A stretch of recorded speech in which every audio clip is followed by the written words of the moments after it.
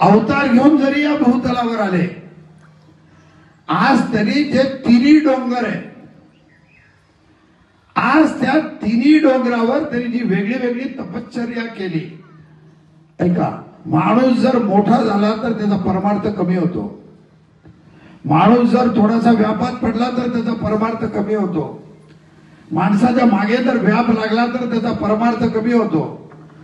आणि माणसाच्या जवळ जर देव येऊन बसू लागला त्याचे अभंग ऐकायला, मग तर तो परमार्थच करणं सोडतो. इतकं लक्षात घ्या. पण अजून प्राबल्यानं जगद्गुरूंनी लोकोद्धारासाठी आज खूप मोठी प्रार्थना केली.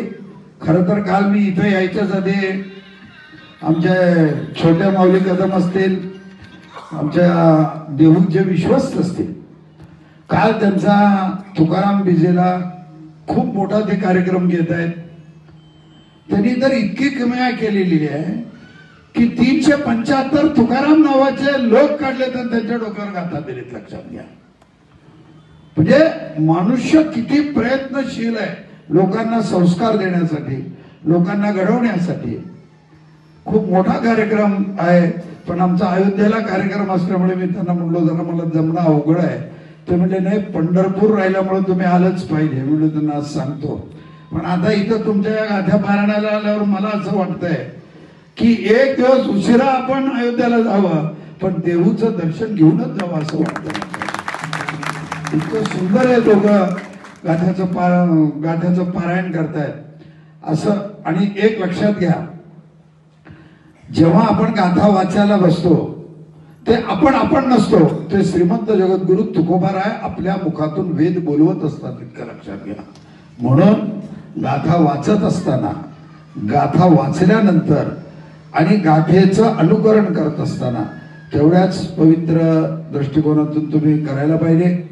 परमादरणीय प्रातस्मरणीय चंद्रशेखर महाराज देगलूरकर यांच्या सत्संग मंडळाच्या वतीनं राजू सावरे व त्यांचा संपूर्ण परिवार एक भव्य दिव्य कार्यक्रमाचं इथं आयोजन केलेलं आहे. खरं तर 15ला मी राहिलो असतो, पण वेळ, काळ, अडचण सगळ्या गोष्टी बघून माझी इच्छा असूनही मला इथं राहता येत नाही.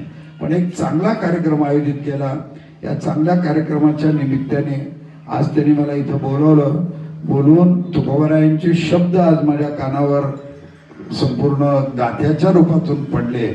संताची गावी प्रेमाचा सुकाळ आज अभंग झाला महाराज. इतका सुंदर अभंग होता तो. एक अभंग जरी आज आपण मनापासून चिंतन केलं की सगळा गाथा चिंतन झाल्यासारखा आहे.